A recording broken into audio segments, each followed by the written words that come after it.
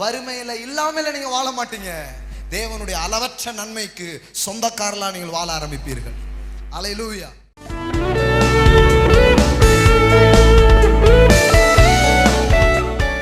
நம்ம டிவி நிகழ்ச்சி நிறைய பேருக்கு ஆசீர்வாதமா இருக்குன்னு கேள்விப்பட்டேன். நிறைய பேர் ஃபோன் பண்ணி அதனுடைய பலன்களை என்னோடு பகிர்ந்துக்கிட்டாங்க. குறிப்பாக போன மாதத்தில் ஒரு அருமையான சாட்சி ஒன்று கேட்டேன். அதை முதல்ல உங்களோட சேர்ந்து நானும் கேட்க விரும்புகிறேன். நம்ம மத்தியில் சகோதரர் நாகராஜ் அவங்க அந்த சாட்சியை பகிர்ந்துக்குப்பாங்க. கிங் ஆஃப் க்ளோரி டிவி மூலம் கர்த்தருடைய வார்த்தையை கேட்டு அந்த சகோதரன் வாழ்க்கையில் நடந்த காரியத்தை கேட்கலாம். கைத்தட்டி வரவேற்கலாம் அவரை. அல்லேலூயா. கர்த்தர் நல்லவர், அவர் கிருபை என்றும் உள்ளது. அல்லேலூயா. என் பேர் நாகராஜ்குமார். நான் பக்கத்தில் கரடிக்குறிச்சியிலங்கிற இந்த ஊர்லேருந்து தான் வரேன். எனக்கும் அந்த மினிஸ்ட்ரிக்கும் பாஸ்டருக்கும் எந்த சம்மந்தமும் கிடையாது. நான் அவங்க ஒர்ஷிப் ஃபேமிலி கூட டிவியில் தான் பார்த்துருக்கேன், சிஸ்டர் இவங்கெல்லாம் பாடுறத. ஆனால் இப்போ அவங்க மத்தியில் சாட்சி சொல்கிறேன்னு நினைக்கும் போது ரொம்ப சந்தோஷப்படுறேன். என்னென்னா, நமக்கும் ஆண்டவருக்குள்ள உறவு என்ன அப்படிங்கிறத நம்ம என்ன செய்கிறோம், சர்ச்சுக்கு போகிறோம், ஜெபிக்கிறோம், வர்றோம், இதுதான் இருக்கிறோம். ஆனால் அவருக்கும் நமக்கும் மத்தியில் நம்மளே என்ன செய்கிறோம், ஒரு கோடு போட்டுக்கிட்டு, ஆண்டவரே நீங்கள் அங்கே இருங்க, இந்த கோடை தாண்டி நீங்களும் வராதிங்க, நானும் வரமாட்டேன் அப்படிங்கிற மாதிரி இந்த சினிமா பாணியில் சொல்லிட்டு இருக்கிறோம் நம்ம. ஆனால் அப்படி இல்லை. கர்த்தருடைய உறவாடுகிற காரியம் எப்படின்னா, அது ஒரு அன்பு, என்ன சொல்கிறது, ஒரு சொல்லிக்கிறதுக்கு வார்த்தையே இல்லை, அப்படிப்பட்டதான ஒரு உறவு. அதை நான் எப்படி அனுபவித்தேன் அப்படின்னா, ஒரு நாள் எதேச்சியாக சகோதரோட மெசேஜை நான் பார்த்துட்டு இருந்தேன். அப்போது சரி, இவ்வளோ யங்ஸ்டராக இருக்கிறாங்களா, என்ன சொல்லுவாங்க அப்படின்னு சொல்லிட்டு டைம் பாஸ் வழக்கமாக டிவி என்ன செய்வோம், மெசேஜ் வச்சா இந்த பாஸ்டா மெசேஜ் நல்லா இருக்காது, அடுத்து அப்படி சேனல் அடுத்து சேர்ந்தா மாற்றுவோம். அப்படிப்பட்ட கேரக்டர் தான் நானும். இப்படியே ரொட்டீனாக போயிட்டு இருக்கும்போது சரி பாஸ்டரோட மெசேஜ் ஓடிட்டு இருந்தது. சரி என்னெல்லாம் கேட்போம்னு சொல்லி முதல் கேட்டேன். அப்போ தான் முதல்ல வெற்றி அப்படிங்கிற தலைப்பில் பாஸ்டர் மெசேஜ் கொடுத்துட்டு இருந்தாங்க. கொஞ்சம் நல்லா ஆழ்ந்து கேட்க ஆரம்பித்தேன். ஆண்டவரோட வார்த்தை நல்லா சொல்ல ஆரம்பித்தாங்க. ஆனால் கர்த்தர் நமக்கு என்ன வச்சிருக்கிறாங்க, எவ்வளோட ஆசீர்வாதங்கள் நமக்கு வச்சிருக்காங்கிறத ஆண்டவர் அவர் நல்லா தெளிவாக சொல்லி கொடுத்துட்டு இருந்தாங்க. சபைகளை பார்த்தீங்கன்னா வசனங்கள் சொல்கிறாங்க, ஆனால் அதை நம்ம என்ன நுனிப்புல் மேஞ்ச மாதிரி தான் இருக்குது. ஆனால் அதோட ஆழங்கள், நீங்கள் ஆழத்தில் போக போக தான் எப்படி நம்ம கர்த்தரிடத்துல பெற்றுக்கொள்ள முடியும், நம்மளோட ஆண்டவர் என்ன குணம் உள்ளவர் அப்படிங்கிறத நம்ம உணர்ந்தால் தான் நம்ம அந்த ஆசீர்வாதத்தை பெற்றுக்கொள்ள முடியும். அதை சகோதரர் மெசேஜ் மூலமாக நான் புரிய ஆரம்பித்தேன். எடுத்துக்காட்ட சொல்லணும்னா, இப்போ நம்மளே கஷ்டத்தில் வந்திருப்போம், சபை கட்டணும், இடம் வாங்கணும்னு சொல்லி காசு கொடுங்க நம்மகிட்ட கேட்பாங்க. நம்மளால் கொடுக்க முடியாத சூழ்நிலை இருப்போம். ஆனால் மன வருத்தமாக இருக்கும், ஐயோ கொடுக்க முடியலையா, என் கையில் ஒன்றும் இல்லையா ஆண்டவரேன்னு சொல்லி நம்ம ஜெபம் பண்ணுவோம். ஆனால் அது இல்லை, நீங்கள் கொடுக்குறவரை மாற்றுவீங்க, எப்படி மாறுறதுன்னு கத்தை சொல்லி கொடுக்குறாங்க. கத்தோடைய வார்த்தை அப்படி இருக்கு. ஏன்னா நம்ம கொடுக்கணும் ஆசை எல்லாத்துக்குமே இருக்கிறது தான். நீங்கள் எல்லாம் கொடுக்கணும், இப்போ கடை கொடுப்பீங்க, கொடுக்க மாட்டேன்னு சொல்ல மாட்டீங்க. ஆனால் உங்கள்கிட்ட இருக்கணுமே, அது கர்த்தரை எப்படி கொண்டு உங்களுக்கு கொடுப்பாங்க, உங்களை எப்படி கொடுக்குறவராய் வைப்பார்னு சொல்லி பிரதர் அழகா ஆலோசனை கொடுத்தாங்க. அந்த வார்த்தைகள் எல்லாம் எனக்கு வாழ்க்கை நிறைய மாற்றங்களை கொடுத்துருக்கு. இன்னொன்று, ஆண்டவர் எப்படிப்பட்ட குணாதிசயம் உள்ளவருங்கிறதையும் நான் புரிஞ்சுக்கிட்டேன். சும்மா நம்ம அந்த பழைய ஏற்பாடு படி போக மாட்டேன் வரமாட்டேன் அப்படி ஒரு நம்ம ஜெபம் பண்ணுறதுல ஒரு லிமிட்டாக தான் இருக்கிறோம். அதையும் தாண்டி வாங்க, இன்னும் நல்ல உறவாடணும் ஆண்டவர் கூடன்னு சொல்லி கொடுக்குறத பிரதர் நல்லபடியாக டீச் பண்ணுறாங்க. அவரோட போதை நல்லா பிடிச்சிருந்தது. நான் ஒரு மெசேஜ் 2 மெசேஜை கேட்டுட்டு நான் அவரை பற்றி பேசலை. அவர் இன்னும் டெலிகாஸ்ட் பண்ணாத மெசேஜ் எல்லாத்தையும் நான் நெட்டில் டவுன்லோட் பண்ணி பார்த்துட்டு தான் பிரதர் கான்டாக்ட் பண்ணேன். பிரதர் இந்த மாதிரி மீட்டிங் நடக்குது, நான் வரலாமா, சாட்சியை பகிர்ந்து கொள்ளுங்க அப்படின்னு சொன்னாங்க. நிறைய மாற்றங்கள் எனக்குள்ளே வந்திருக்கு. நான் அதை சொல்லனா நேரம் பத்தாது, ஏன்னா பிரதருக்கும் டைம் இருக்காது. அதற்காக கர்த்தர் இது கொடுத்த இந்த வாய்ப்புக்காக நன்றி செலுத்துக்கிறேன். டெஃபினட்டாக கர்த்தரோட வார்த்தை சகோதரர் மூலமாக உங்களையும் தொடும். உங்களுக்குள்ளே இருக்க அறியாமையெல்லாம் எடுத்து போடுறபடியாக நல்ல வார்த்தைகள் வரும். ஏன்னா கிறிஸ்தவ லைஃபுங்கிறது ஒரு லிமிட்டான வாழ்க்கை கிடையாது. நமக்கு செழிப்பு ஏராளம் உண்டு. பாருங்க, உலக மக்கள் எல்லாம் செழிப்பாக இருக்கிறாங்க, நம்ம எப்படி இருக்கிறோம், இன்னும் என் பாவத்தை மன்னிங்க சொல்லிட்டு இருக்கோம். பாவமெல்லாம் மன்னிக்கப்பட்டாச்சு, செழிப்பை எப்படி பெற்றுக்கொள்வீங்கிறத நம்ம விசுவாசிப்போம். அதை சொல்லிக் கொடுக்குற வழிகள் இப்போ கர்த்தர் மூலமாக பிரதர் பேசுவாங்க. கர்த்தர் கூட இந்த வார்த்தை நல்ல வாய்ப்புக்காக நன்றி சொல்லுது. கட்டி போச்சு, வைத்த வலி சோகமாச்சு, அந்த மாதிரி சாட்சியெல்லாம் ரொம்ப நல்லது தான். ஆனால் வாழ்க்கையே மாறிச்சுங்கிற சாட்சி தான் ரொம்ப முக்கியமானது. அல்லேலூயா. இயேசு முழு வாழ்வையே மாற்றக்கூடிய ஒரு தேவனாய் அவர் இருக்கிறார். இந்த நாள் கூட்டத்துக்கு நீங்கள் என்ன எதிர்பார்ப்போடு வந்திருக்கிறீங்கிறத அவர் அறிந்திருக்கிறார். உங்கள் ஏக்கங்களை எல்லாம் அவர் நிறைவாக்குவார். உங்களை வெறுமனையாக அனுப்ப மாட்டார், உங்களை ஒரு நிரம்பின பாத்திரமாக அனுப்புவார். உங்கள் வாழ்க்கையிலையும் புதிய நம்பிக்கைகளையும் பதில்களையும் அவர் உங்களுக்கு தருவார். ஹல்லேலூயா. அவரை எதிர்பார்த்து அவரை நம்பி அவருடைய வார்த்தையை கேட்க அவளா வந்திருக்கிறீங்க. பல இடங்கள்ல இருந்து வந்திருக்கிறீங்க. உங்களை நான் வரவேற்கிறேன் இயேசுவின் நாமத்தில். உங்களை நீங்களே வரவேற்றுக்கலாம்.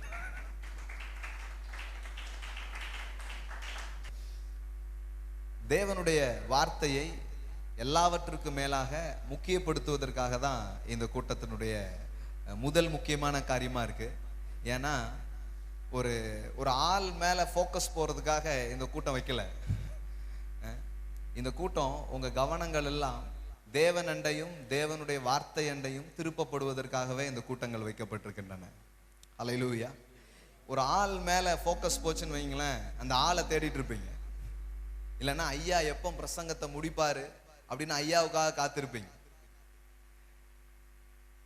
ஐயா முக்கியம் இல்லை, ஆண்டவரும் அவருடைய வார்த்தையும் முக்கியமானவைகளா இருக்கிறது. அல்லேலூயா. அது என்னன்னு புரிஞ்சுக்கொண்டு அதுல இருக்கிற மெய்யான பதில்களை மக்களுக்கு அறிவிக்கணுங்கிற நோக்கத்தோடு இந்த கூட்டங்களை நடத்திட்டு இருக்கிறோம். இது 2வது மாசம். போன மாசம் கூட்டம் வைக்கணும்னு இது இப்படி செய்வோம்னு நினைக்கவே இல்லை. ஆண்டவர் வாக்கிய செய்தார்.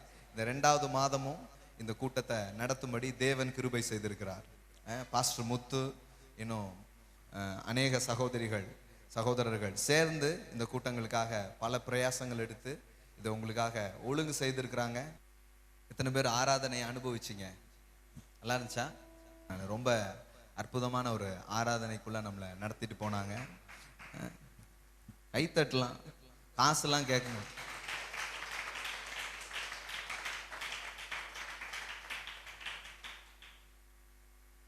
அல்லேலூயா மட்டும் சொல்லணும்ல, கைத்தட்டலாம், ஆமேன்னு சொல்லலாம்.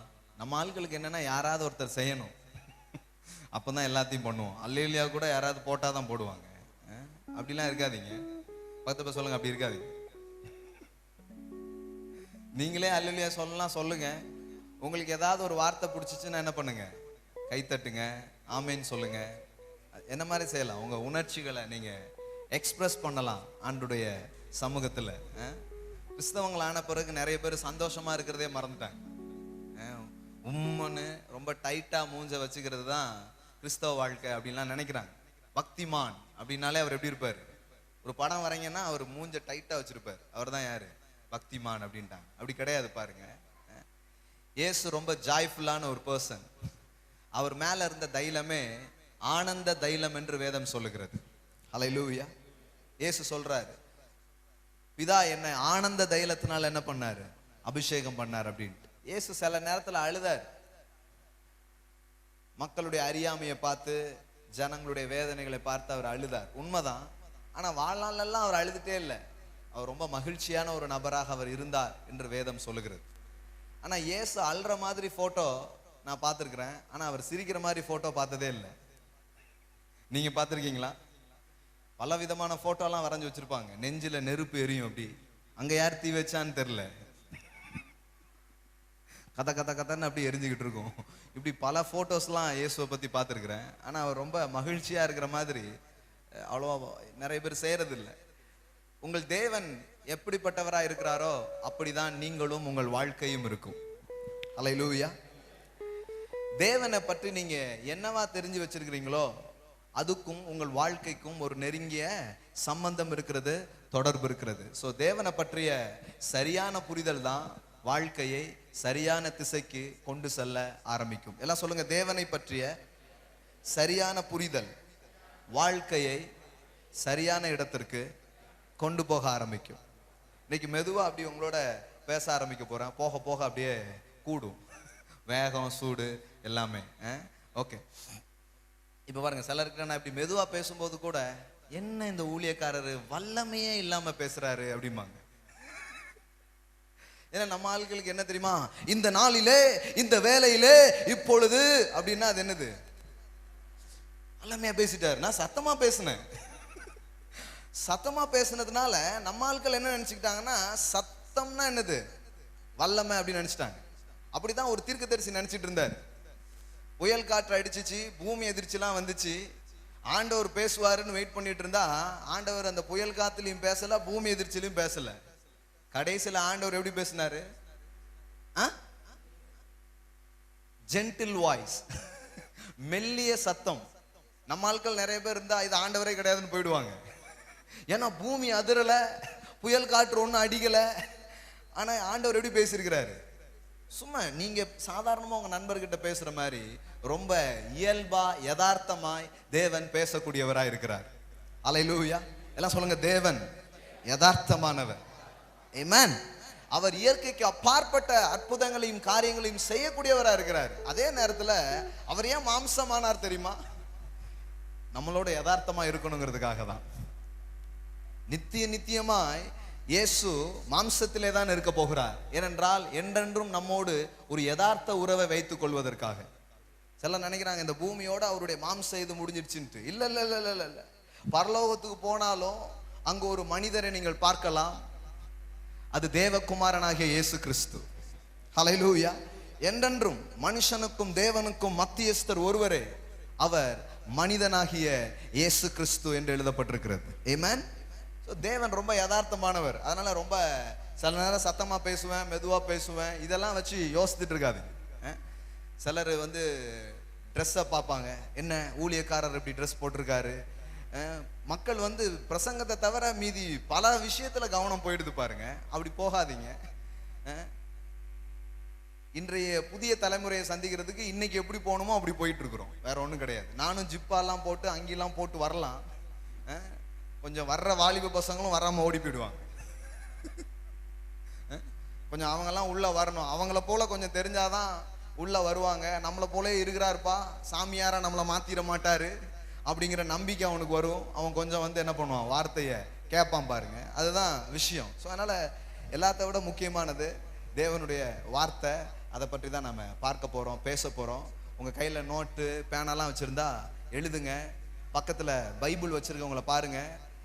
கூட்டம் எப்போ முடியுது, ஊழியக்காரர்கிட்ட போய் ஜோம் பண்ணதுக்காக நான் வந்திருக்கிறேன் அப்படின்னு வெயிட் பண்ணிட்டு இருக்காதீங்க. உங்களுக்கு தேவையான சுகமும் விடுதலையும் இந்த வார்த்தையை கேட்கும் போதே உங்களுக்கு உண்டாக ஆரம்பிக்கும். முடிஞ்ச பிறகு வந்து ஊழியக்காரர் கை வைக்கும் போது தான் ஏதோ நினைக்காதீங்க.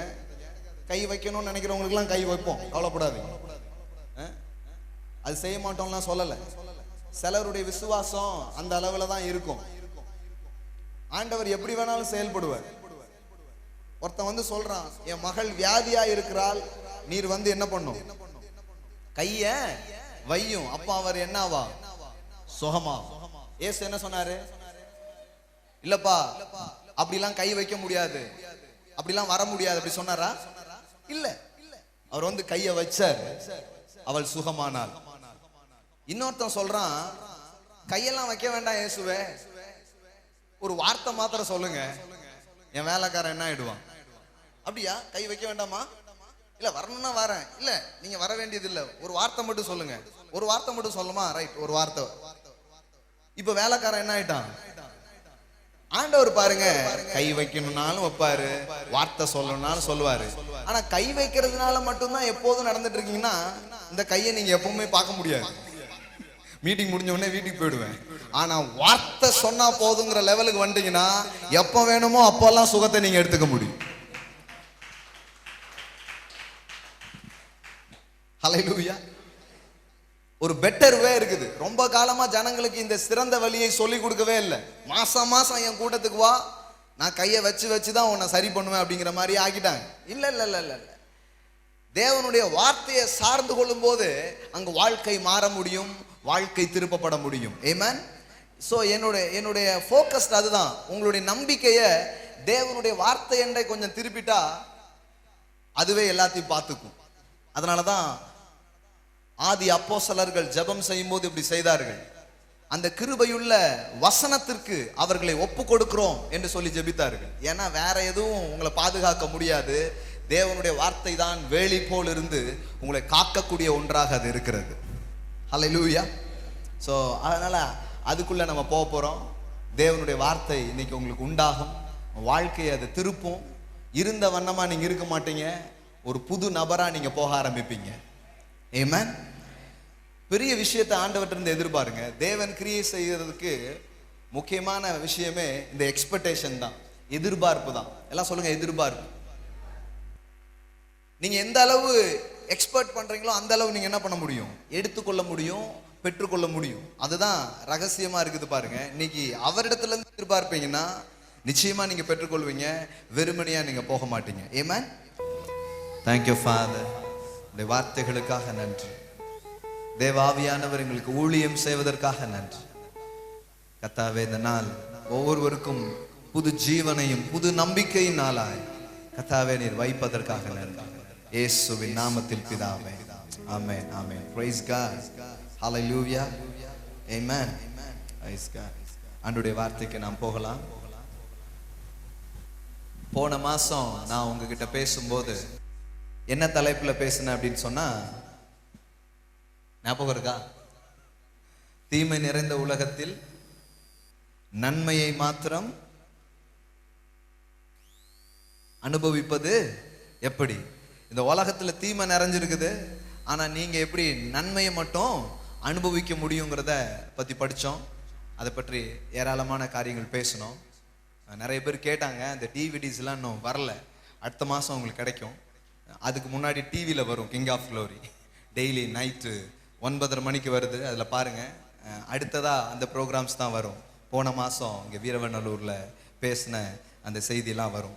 ஓகே, இன்னைக்கு நான் உங்களோடு கூட பேசணும் அப்படின்னு நினைக்கிற செய்தி இதுதான். பாருங்க, கிறிஸ்தவ மக்கள் இங்கே இப்போ வந்திருக்கிறதுல இயேசுவை ஏற்றுக்கிட்டவங்க கிட்டத்தட்ட 60% மேலே இருப்பீங்க. ஒரு 40% தான் புதுசாக இன்னைக்கு இயேசுவை பற்றி கேட்கலாம் அப்படின்னு சொல்லி வந்தவங்க இருப்பீங்க. ஆனால் மீதி 60% மக்கள் ஏற்கனவே இயேசுவை ஏற்றுக்கொண்டு விசுவாசிக்கிற விசுவாசிகள் தான் இந்த இடத்துல இருக்கிறீங்க. இப்போ 2 பேருமே இருக்கிறீங்க. இந்த 2 பேருமே ஒரு விஷயத்த முக்கியமாக புரிஞ்சுக்க வேண்டியது இருக்கு. அந்த புரிந்து கொள்ளுதல் உங்கள் வாழ்க்கைக்கு வேண்டிய எல்லா தீர்வுகளை கொண்டு வரக்கூடியதாக இருக்கிறது. இன்னைக்கு இந்த நோட்டீஸ் உங்களுக்கு கொடுத்தாங்க. இந்த நோட்டீஸில் ஒரு வார்த்தை போட்டிருந்தோம். யாரெல்லாம் படிச்சீங்க? என்ன போட்டிருந்தோம்? போன மாதம் என்ன போட்டிருந்தோம்? எல்லாம் மாறும் அப்படின்னு போட்டிருந்தோம். இந்த மாதம் என்ன போட்டிருக்கிறோம்? எல்லாம் கூடும். எல்லாம் சொல்லுங்க, எல்லாம் கூடும். நல்லா சொல்லுங்க, எல்லாம் கூடும். நல்லா சொல்லுங்களேன், நல்லா சொல்லுங்க. எந்த அளவுக்கு கூடணுமோ அந்த அளவுக்கு சொல்லுங்க. பிசாசு உங்க காதுல ஒண்ணுமே நடக்காது, ஒண்ணுமே முடியாதுன்னு சொல்லிட்டே இருப்பான். நீங்க அவன் காது கிளியிற மாதிரி சொல்லணும், எல்லாம் கூடும். ஆமென். அருமையான தினகரன் மாணிக்கம் ஐயா இந்த ஆராதனை நடத்தும் போது சொன்னாங்க, தேவனால் எல்லாம் கூடும் அப்படின்னு மட்டும் வேதத்துல போடல, விசுவாசிக்கிறவனுக்கு எல்லாம் கூடும். எல்லாம் சொல்லுங்க, விசுவாசிக்கிறவனுக்கு எல்லாம் கூடும். All thing possible. எல்லாம் சொல்லுங்க, ஆல் திங் பாசிபிள். நல்லா சொல்லுங்க, ஆல் திங் பாசிபிள். இது ஏன் இவ்வளவு சொல்றேன்னா, இந்த முடியாதுங்கிறத கேட்டு உங்க காதும் டயர்ட் ஆயிடுச்சு, உங்களுக்கும் டயர்ட் ஆயிடுச்சு. ஆனா தேவனுடைய வார்த்தை எப்பொழுதுமே முடியும் அப்படிங்கிற பதிலை கொண்டு வருகிற வார்த்தையாக அது இருக்கிறது. ஹல்லேலூயா. எல்லாம் சொல்லுங்க, ஆல் திங் பாசிபிள். விசுவாசிக்கிற எனக்கு எல்லாம் கூடும். எதுக்கு இப்படி சொல்ல வைக்கிறேன்னா, சண்டே கிளாஸ் பிள்ளைங்க மாதிரி. என்ன பிரதர், என்ன சண்டே கிளாஸ் பிள்ளைங்களா? கடவுளுடைய வாக்குத்தத்தத்தை சுதந்திரிக்கிறதுக்கு முக்கியமான வழியே உங்க வாய் தான். உங்க வாயை சரியான விதத்துல திறக்கலன்னா ஆசீர்வாதம் திறக்கவே முடியாது. அதனாலதான் வாயை திறந்து பேசணும். எல்லாம் சொல்லுங்க, இயேசுவை விசுவாசிக்கிற எனக்கு எல்லாம் கூடும். ஆமென். இங்க முடியாதது, நடக்காதது, கூடாதது எதுவுமே கிடையாது. இன்னைக்கு எப்பேற்பட்ட சூழ்நிலையில இந்த இடத்துக்கு நீங்க வந்திருக்கலாம்.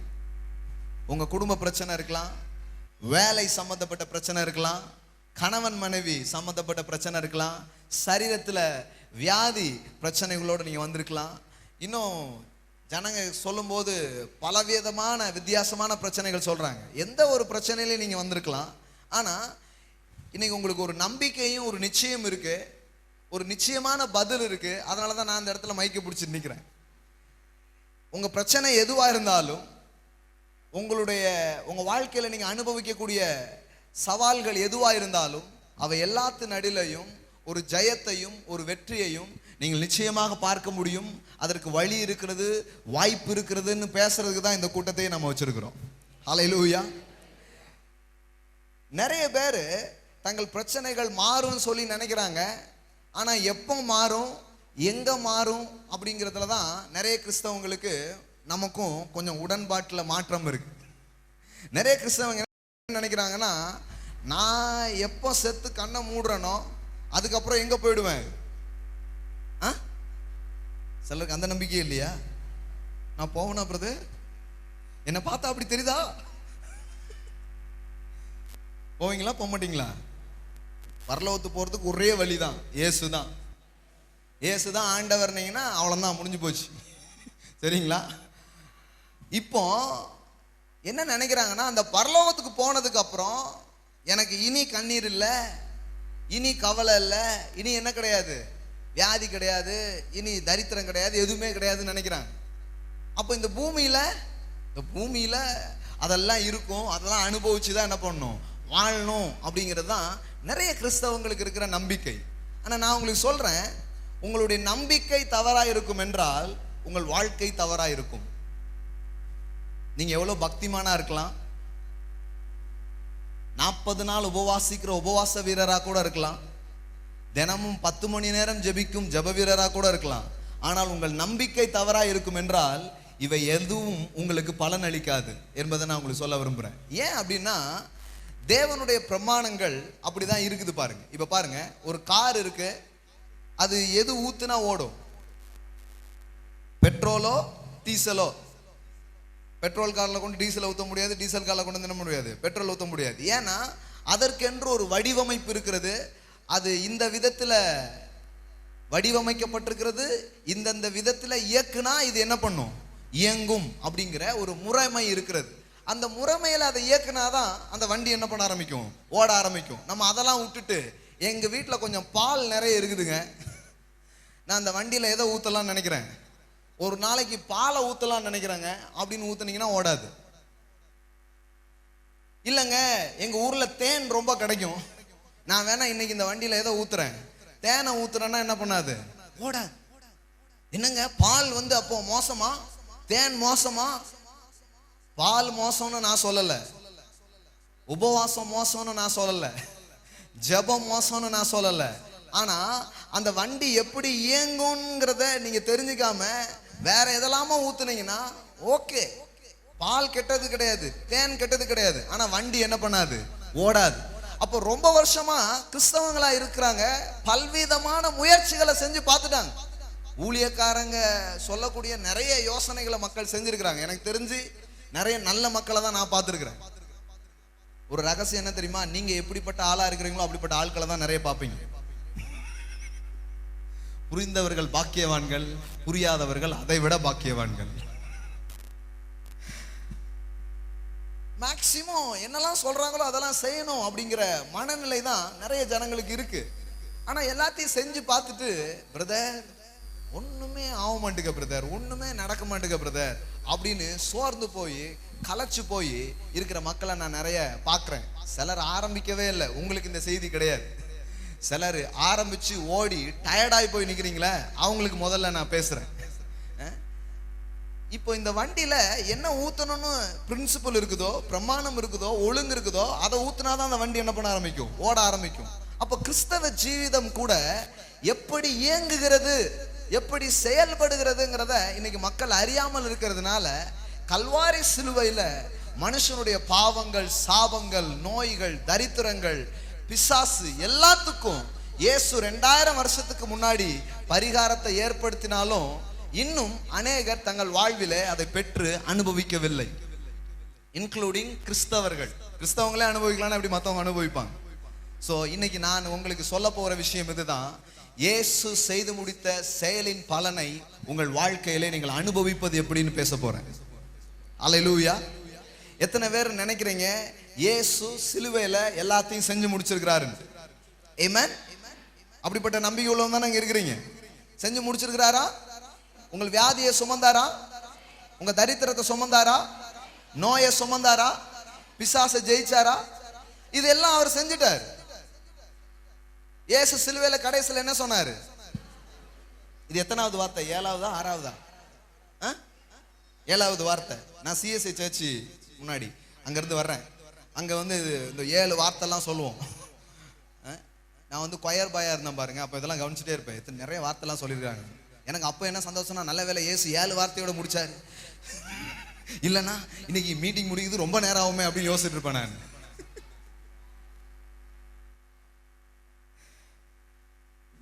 எல்லாம் என்ன சொன்னாரு? It is finished. எல்லாம் முடிஞ்சதுன்னா என்ன அர்த்தம் தெரியுமா? கிரீக்ல போய் படிச்சு பாத்தீங்கன்னா இந்த எல்லாம் முடிந்தது அப்படிங்கிறதுக்கு என்ன அர்த்தம் தெரியுமா? கிரீக்லயுமே எல்லாம் முடிந்ததுதான்.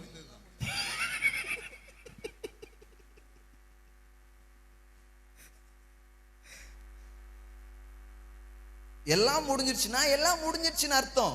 ஆனா இன்னையும் நிறைய கிறிஸ்தவங்க இயேசு செய்து முடித்ததின் பலனை அவர்கள் எடுக்கவில்லை, அனுபவிக்கவில்லை, வாழ்க்கையில எதையும் அவங்க பார்க்கவே இல்லை. பார்க்காததுனால நிறைய பேர் என்ன சொல்லிட்டாங்கன்னா, தம்பி இங்க நீ ஒன்னும் என்ன பண்ண முடியாது, பார்க்க முடியாது. நீ கண்ணை எப்போ மூடுறியோ அப்பதான் என்ன பண்ணுவ, பாப்ப. நீ எப்போ சாவுறியோ உன் சாவுக்கு அப்புறம் தான் எதை பாப்ப, அந்த நல்ல வாழ்க்கையெல்லாம் நீ பார்க்க முடியும்னு சொல்லி ஒரு பெரிய பிரசங்கமே ஓடிட்டு இருக்குது கிறிஸ்தவ உலகத்துல. நல்லா கவனிங்க, கிறிஸ்தவ செய்தியின் ரொம்ப முக்கியமானது என்ன தெரியுமா? உங்கள் மரணம் அல்ல. இப்போ ஃபோக்கஸ் பூரா எங்க போயிடுச்சு? நான் எப்போ சாவேன் அதை பார்ப்பேன், நான் எப்போ சாவேன் அப்போ அதை பார்ப்பேன் அப்படிங்கிற மாதிரி போயிடுச்சு. கிறிஸ்தவ வாழ்க்கையில அல்லது கிறிஸ்தவ செய்தியினுடைய மையம் உங்கள் மரணம் அல்ல, அவருடைய மரணம். ஹல்லேலூயா. எல்லாம் சொல்லுங்க, அவர் மரித்ததினாலே எனக்கு எல்லாம் உண்டாயிருக்கிறது. நீங்க செத்த பிறகு பார்க்க போறது இல்லைங்க, அவர் செத்ததினால ஒவ்வொரு மனுஷனும் தேவனுடைய நன்மைகளை பார்க்கும்படி அவர் வழிகளையும் வாய்ப்புகளையும் திறந்து விட்டு இருக்கிறார். ஹல்லேலூயா. திரைச்சீல ரெண்டா இப்போ வழியை திறந்துட்டாரு. இப்போ எல்லாம் ஆயத்தமா இருக்குது. இயேசு பாருங்க நிறைய ஓமை கதைகள்லாம் சொல்றார். அந்த கதைகள்ல ஒரு கதை என்ன தெரியுமா? ஒரு விருந்த ஒரு ராஜா என்ன பண்றான், ஆயத்தப்படுத்துறான். ஆயத்தப்படுத்திட்டு அவன் என்ன சொல்றான், போய் என்ன பண்ணுங்க, எல்லாருக்கும் சொல்லுங்க, ஊர்ல இருக்கிற எல்லாருக்கும் போய் சொல்லுங்க, விருந்து ஆயத்தம், யாரு வேணாலும் வந்து என்ன பண்ணலாம், விருந்துல பங்கெடுக்கலாம் சொல்லி ஊரு ஃபுல்லா செய்தி அனுப்பப்படுது. அப்போ ஒரு ஆயத்தமாக்கப்பட்ட விஷயத்தை போய் சொல்வதுதான் தேவராஜ்யத்தின் சுவிசேஷமா இருக்கிறது. அல்லேலூயா. தேவன் இன்னைக்கு நிறைய பேர் இருக்கிற கேள்வி என்ன தெரியுமா? இந்த உலகத்தில் இருக்கிற நடக்கிற காரியத்தெல்லாம் பார்க்கும்போது கடவுள்னு ஒருத்தர் இருக்கிறாரா அப்படின்னு கொஞ்சம் சந்தேகமாவே இருக்கு பிரதர் அப்படிங்கிற கேள்வி நிறைய பேருக்கு இருக்கு. ஏன்னா எத்தனையோ தீமைகள், எத்தனையோ அழிவுகள், நாசங்கள், கொடூரங்கள் இதெல்லாம் ஜனங்கள் பார்க்கும்போது என்னப்பா ஏன் இப்படி இருக்கு உலகம், கடவுள்னு ஒருத்தர் இருந்தா இதெல்லாம் அவர் வந்து நிறுத்த மாட்டாரா, இதுக்கு ஏதாவது அவர் செய்வார? அதனால சிலர் என்ன பண்ணிட்டாங்கன்னா இருக்காரா இல்லையா குழப்பத்திலே இருக்கிறாங்க. சிலர் என்ன சொல்லிட்டாங்கன்னா இருந்தா ரொம்ப நல்லா இருக்கும்ட்டாங்க. இப்படி ஒவ்வொருத்தரும் ஒவ்வொரு இதுக்கு போயிட்டாங்க. ஏன் அப்படின்னா தேவன் இப்படிப்பட்ட ஒரு குறைவுள்ள உலகத்தை அவர் உண்டாக்கவே இல்லை. அவர் உண்டாக்கின உலகத்தை இந்த வேத புத்தகத்தை திறந்து வாசித்தீங்கன்னா உங்களுக்கு தெரியும். ஆதியாகமம் 1-2 அதிகாரங்களில் தேவன் உருவாக்கின உலகத்தை குறித்து வேதம் சொல்லுகிறது. அங்க என்ன சொல்லப்பட்டிருக்குது பாத்தீங்கன்னா, தேவன் ஒரு குறைவுள்ள உலகத்தை உண்டாக்கவில்லை, ஒரு வியாதி உள்ள உலகத்தை உண்டாக்கவில்லை, ஒரு தரித்திரம் உள்ள உலகத்தை அவர் உண்டாக்கவில்லை, சகல பரிபூர்ணமும் நிறைவும் உள்ள ஒரு உலகத்தை முதல் மனிதனுக்கும் முதல் மனுஷிக்கும் அவர் உண்டாக்கி கொடுத்தார். அல்லேலூயா.